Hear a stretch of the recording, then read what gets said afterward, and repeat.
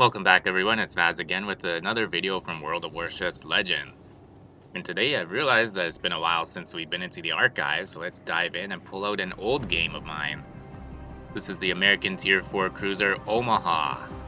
Now this game capture was from only my second week of playing the game, so yeah, the beginning of the game was cut off because hey, it's not easy to figure out game captures at first.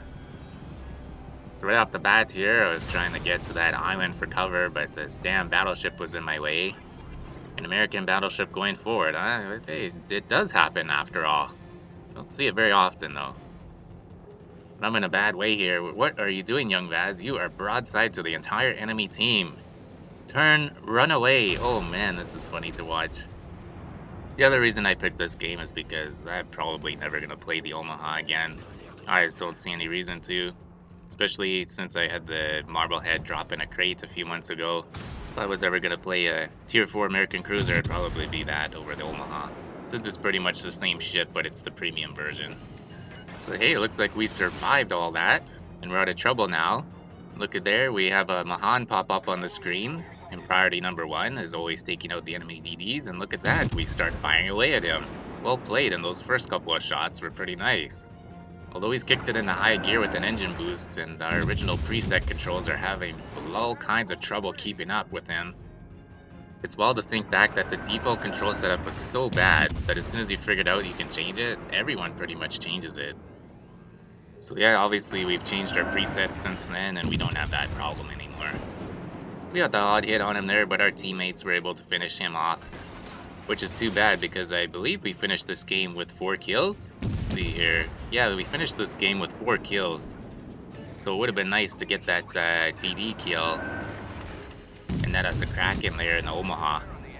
But hey, we can't be too greedy here.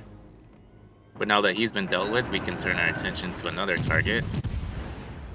And the only thing that we're within range of is that Congo. So we start firing away on him. Our first shot starts a fire, which was very nice. And so we take a second volley at him. And the second volley starts a fire. So we have 2 fires burning on that Congo now. That poor guy. He's not going to last much longer. Now we have an Al-Hotnik there up on the screen. Charging right at our Bayron. Ballsy little Al-Hotnik there. But that's kind of how you got to do it in the Al-Hotnik. The torps are so short range in those Russian destroyers. So you just got to go for it. We'll avenge you, Bayron, so we start firing away on the Al-Hotnik. He's either not quite as fast as the Mahan, or we've sort of learned our lesson when it comes to aiming. We're getting some nice damage on him there, and we're able to finish him off. And then that's just our first kill of this game. Now the only thing that's within our range is the enemy Bayron, so we just start firing away on him. He can't decide whether he wants to go forward or backward or what have you there, so our shots are going all over the place, in front of him, behind him. But I guess we figured we're behind cover, so we could just sit here and just spam him a bit here. HE spam 101 right here. Because honestly, what else can an Omaha do to a Bayron from range? And so earlier I mentioned that the Omaha was my very first Tier 4 ship. Not just Tier 4 cruiser or Tier 4 American ship, like my first Tier 4 ship, period. And every time you unlock the first ship of a tier, you always got an XP boost. So I always remember thinking, oh great, I don't have to play the Omaha that much. And so because of that boost, then the Pensacola ended up being my first Tier 5 ship. And after playing those 2 ships in a row, I said, no way, no more American cruisers, holy shit. And so I made sure to grind a different line and have a different ship as my first Tier 6. Because I just couldn't deal with these crappy American cruisers any longer. I'm just not a fan of them. No, the Pensacola was just put me off to the entire line. So I actually didn't buy the New Orleans until recently. The New Orleans and the Helena were the last 2 Tier 6 ships I've had to buy. And it all comes back to the Omaha and Pensacola. Ugh. Especially the Pensacola. I'll play the Omaha any day over the Pensacola. I'd say the Pensacola was my least favorite ship up until the Devonshire was released. Good God, that thing. We won't talk about that though, because we're starting to get off track here. That Bayron is now out of our range. And we notice that someone has somehow snuck into our base. It's most likely a destroyer, and so since it's our job to hunt down destroyers, we're gonna head over to the base and sort that out.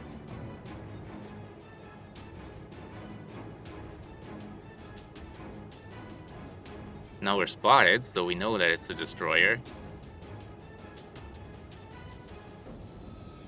Since we can't see him, he obviously outspots us. But our friendly destroyer is on the case as well, and he spots the Acasta. And so we start firing away on him.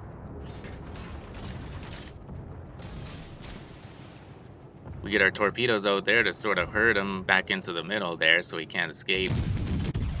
I don't know why, but that's always a weird thought process that I have.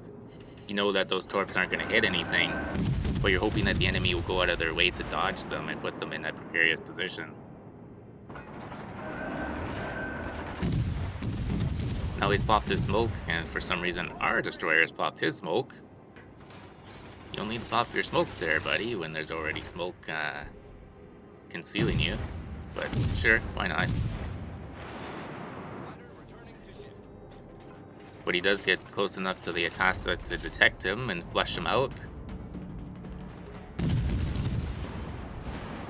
And our entire team starts shooting at him, and we get the finishing blow there, netting us our second kill of the game.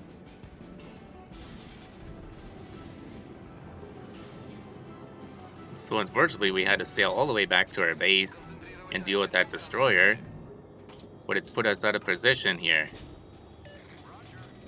And we have a long ways to go to get back into the action. But sometimes that's what it takes. When you are a cruiser, you need to think about making the right play rather than going for the glory. Now, going after the destroyers aren't going to net you a whole lot of damage, but they are much easier for cruisers to eliminate, of course. And so sometimes you need to make sacrifices to make the right play. And I mean, in the end screen, it shows up with the amount of XP that you accrue. It's just too bad there's not a more detailed breakdown of your XP at the end of the matches. I feel like a lot of people would play the game more like it's meant to be played if they knew what the XP breakdowns were. Meaning that HE spamming battleships in a cruiser will get you high damage numbers, but because they have such a large HP pool to begin with, you're not actually accomplishing a whole lot. And on the results screen, it'll show you won't be getting a lot of XP for your efforts. But if you're going to go after destroyers and take all of their health away, you're going to get more XP for that. And that's the way the game is set up. If you're going to take most or all of the health from one particular ship, you're going to get a lot of XP for that. But again, if you're a cruiser that's going up against a battleship that has 40,000 hit points, in addition to a couple of heals, and you're going to do 25,000 to 30,000 damage against him but not kill him, what are you really accomplishing there? So that's just something to think about. And Jesus, did we just bump into that New Mexico again? I think it's in New Mexico, right? Whatever that slow-ass American battleship is. What are the chances? I don't play cruisers as much as the other classes, but when I do play them, I do try to take it upon myself to hunt down the enemy destroyers. It just makes things so much easier for your teammates if you're able to take out those destroyers first.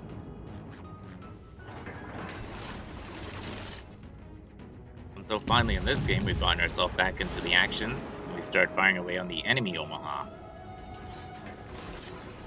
And so we're just gonna duke it out with him. Both of us going behind islands and coming out from behind islands. I really do like this ring map because of all the random islands that are just thrown all over the place. And then of course you have that circle of slaughter in the center. If you played arena mode, you probably had some good old-fashioned times in that circle of slaughter and that ring map. As we approach one of these random islands here, it looks like we've slammed the brakes. Possibly due to losing sight of the Omaha. We're just trying to take cover. It's just him by himself over here, but we do have a destroyer that looks like he's firing away on him. Problem solved, sir. He seems to be taking all of the attention away from us, so that's good. We can just keep firing away at him. And although I'm firing HE at him, it does seem to be doing a fair bit of damage. You can definitely tell that this is only my second week playing, because pretty sure around that time I didn't even know what AP did. Because nowadays at Broadside Omaha, he would have been taken care of right quick with some AP. It's funny to look back at these old games and see how far you've come. But eventually we whittle him down and we finish him off for our third kill of the game.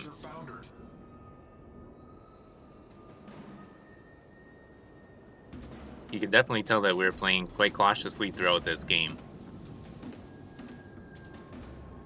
Maybe in the previous game we were taught by a battleship that it's not okay to be in Omaha. And some of these light cruisers, boy, they can go pop real quick.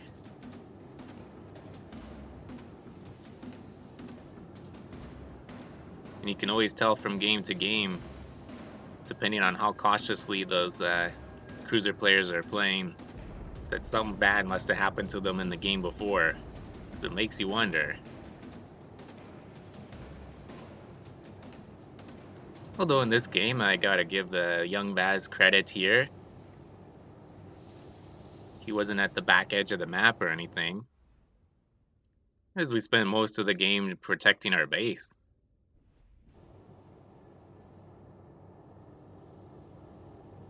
So now there's only one enemy ship remaining in the game, the Peter Velicki.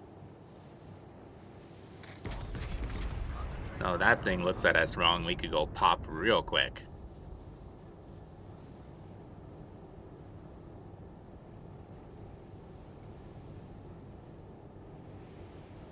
Set a smoke screen.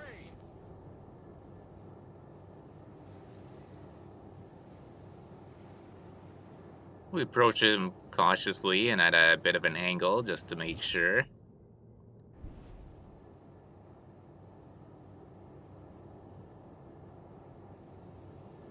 Check our torpedo indicator to see which direction he's headed in. Sometimes that can help when aiming your shots, whether he's heading away from you or towards you. Depending on his direction, you might want to aim a little higher or a little bit lower.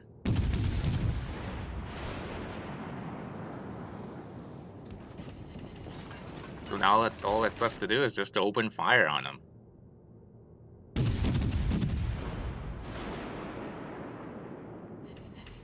We did start a fire on him, which is very useful.